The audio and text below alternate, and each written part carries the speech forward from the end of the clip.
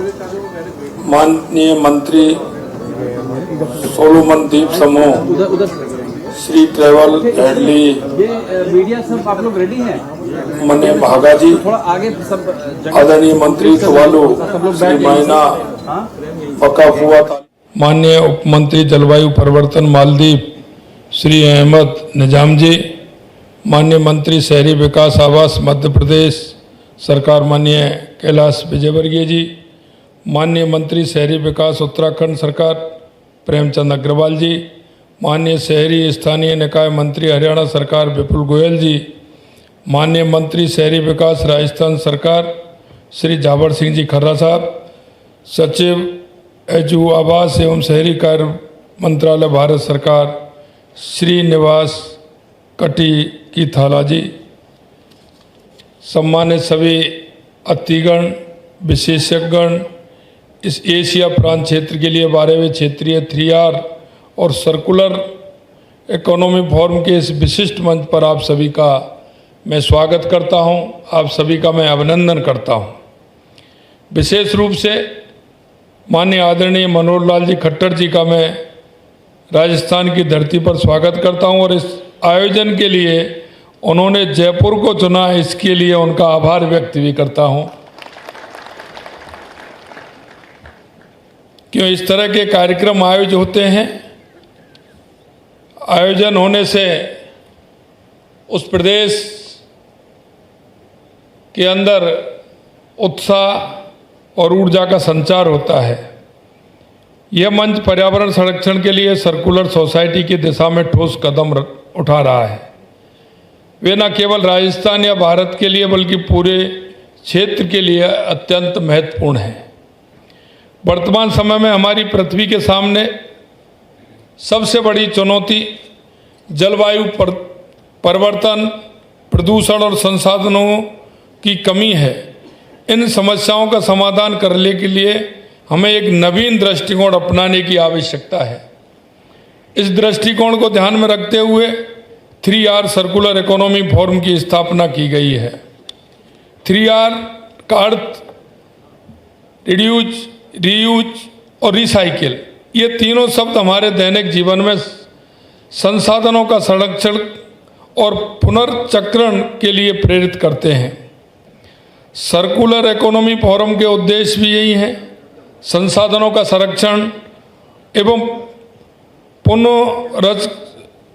पुनर्चक्रण करना, पर्यावरण प्रदूषण को कम करना, संसाधनों की कमी को रोकना और आर्थिक विकास को बढ़ावा देना।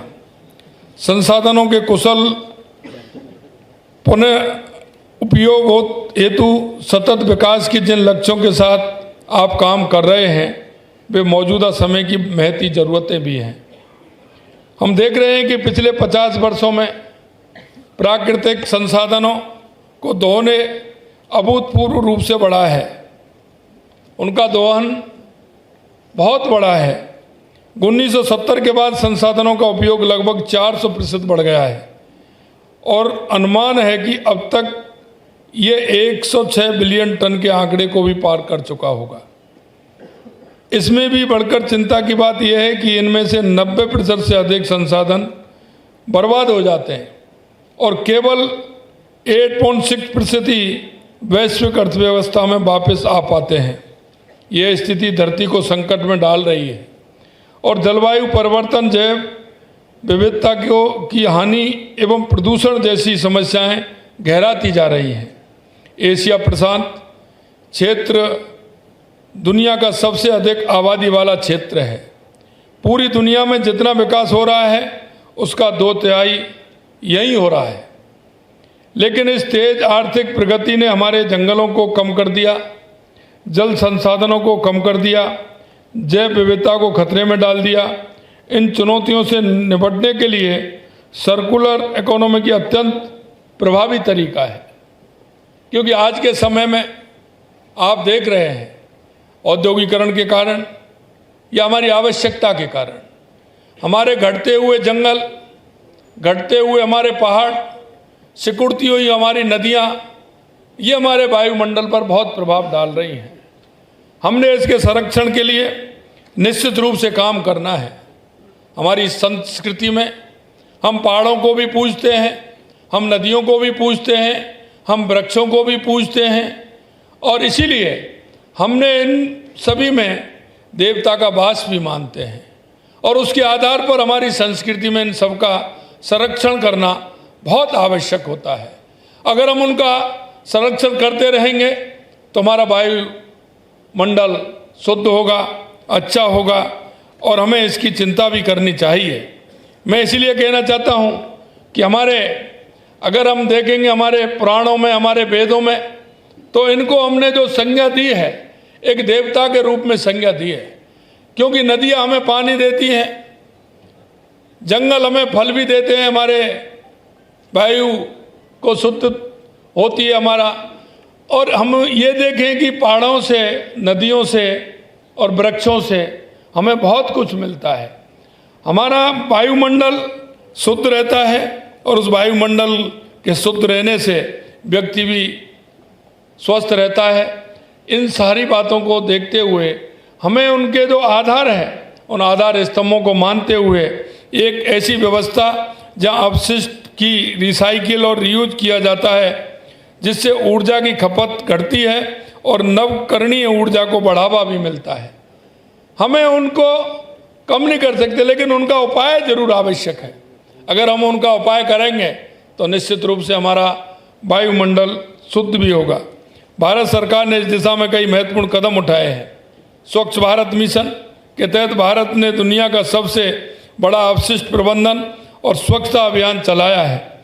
इसके साथ ही नगर पालिका ठोस अपशिष्ट, इलेक्ट्रॉनिक कचरा, सौर पैनल, कृषि अपशिष्ट जैसे 11 प्रमुख क्षेत्रों में केंद्रित सर्कुलर इकोनॉमी की रोड मैप तैयार किया गया है।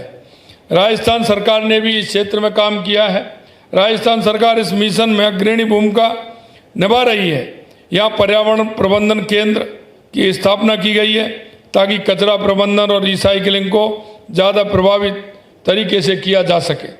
राज्य में ट्रीटेड वाटर के उपयोग के लिए नई नीति तैयार की जा रही है। मुख्यमंत्री सद्भावना केंद्रों के जरिए नागरिकों को अनुपयोगी वस्तुओं के दान और पुनः उपयोग की सुविधा दी जा रही है। हमने राजस्थान में कचरा प्रसंस्करण की क्षमता को 21 लाख मैट्रिक टन से बढ़ाकर इसके दुगने से भी ज़्यादा यानी करीब 45 लाख मैट्रिक टन करने का लक्ष्य रखा है। वेस्ट टू एनर्जी योजनाओं के तहत कंपोस्ट, आरडीएफ और जैविक उर्वरक उत्पादन पर जोर दिया जा रहा है। शहरी क्षेत्रों में एमआरएफ प्लांट्स के जरिए प्लास्टिक और रिसाइकिल योग्य सामग्री को अलग किया जा रहा है और एक समेकित व्यवस्था के तहत ई वेस्ट, बैटरी वेस्ट और खतरनाक कचरे का निस्तारण किया जा रहा है। पुरानी लैंडफिल साइट से 88 लाख क्यूबिक मीटर कचरे का निष्पादन कर 326 एकड़ भूमि को पुनः उपयोग के लिए मुक्त किया गया है। राजस्थान ने ग्रीन टेक्नोलॉजी और सतत विकास में भी पहल की है। आपको ये जानकर खुशी होगी कि राजस्थान पहला राज्य है जिसने ग्रीन बजट पेश किया है और उसमें 27,854 करोड़ रुपए ग्रीन परियोजनाओं के लिए निर्धारित किए गए हैं। 250 करोड़ रुपए के निवेश के साथ सर्कुलर इकोनॉमी पार्क और स्वच्छ एवं हरित तकनीकी विकास केंद्र स्थापित किए जा रहे हैं। हम सर्कुलर इकोनॉमी इंसेंटिव स्कीम लेकर आएंगे जो हमारी एमएसएमई और स्टार्टअप को 2 करोड़ रुपए तक की सहायता देगी। इसके साथ ही राजस्थान व्हीकल स्क्रैपिंग पॉलिसी पुराने वाहनों के निष्पादन को बढ़ावा देगी। साथ ही हम अन्य शून्य अपशिष्ट समाज का सपना साकार करने के लिए सर्कुलर इकोनॉमी की अलायंस नेटवर्क की स्थापना के जरिए सरकार, निजी क्षेत्र और शिक्षण संस्थाओं के बीच सहयोग को बढ़ावा देगी। मुझे खुशी है कि यहाँ संसाधन दक्षता, सतत शहर, जलवायु परिवर्तन से निपटने में सर्कुलर इकोनॉमी की भूमिका, प्लास्टिक प्रदूषण को कम करने जैसे मुद्दों पर बात की जा रही है। सर्कुलर इकोनॉमी हमारे वर्तमान और भविष्य की ज़रूरतें हैं। पर्यावरण को बचाने के साथ साथ आर्थिक स्थिरता और सामाजिक विकास का आधार भी बनेगी। मैं इस फोरम के सह आयोजक भारत सरकार, जापान सरकार, UN, ESCAP, UNCRD का हृदय से आभार व्यक्त करता हूं। मेरा सभी प्रतिभागियों से आग्रह है कि इस मंच पर जो चर्चाएं हुई हैं उन पर ठोस कार्य योजना तैयार करने के लिए काम करें। हमारा ये राजस्थान, हम पानी की समस्या को अच्छी तरह से जानते हैं। पानी का किस तरह से हम उपयोग करना चाहिए, पानी का संग्रहण किस तरह से होना चाहिए, वनों को किस तरह से रखना चाहिए, नदियों को स्वच्छ किस तरह से रख सकते हैं, इन सारे विषयों पर भी चर्चा होगी तो निश्चित रूप से सार्थक कार्य के लिए हम आगे बढ़ेंगे। हम सबका लक्ष्य स्पष्ट है, संसाधनों का कुशलतम उपयोग हो और कचरा कम हो ताकि राजस्थान और एशिया प्रांत क्षेत्र सर्कुलर इकोनॉमी में अग्रणी बन सके। और आप सभी जिस मन और भाव से ये कार्यक्रम हमारा हो रहा है और ये राजस्थान के जयपुर में हो रहा है, तो निश्चित रूप से आप सभी का स्वागत करने का मुझे सौभाग्य मिला है। मैं आप सभी का बहुत बहुत स्वागत करता हूं, अभिनंदन करता हूं। पुनः मनोहर लाल जी खट्टर साहब को मैं पुनः धन्यवाद देता हूं कि उन्होंने राजस्थान और जयपुर चुना, इसके लिए बहुत बहुत धन्यवाद। आप सभी इसमें उपस्थित हुए, आप सभी को बहुत बहुत धन्यवाद। निश्चित रूप से ये मील का पत्थर साबित होगा और इस क्षेत्र में हम सब आगे बढ़ेंगे, इस आशा और विश्वास के साथ पुनः आप सभी को धन्यवाद। जय हिंद, जय भारत, जय राजस्थान।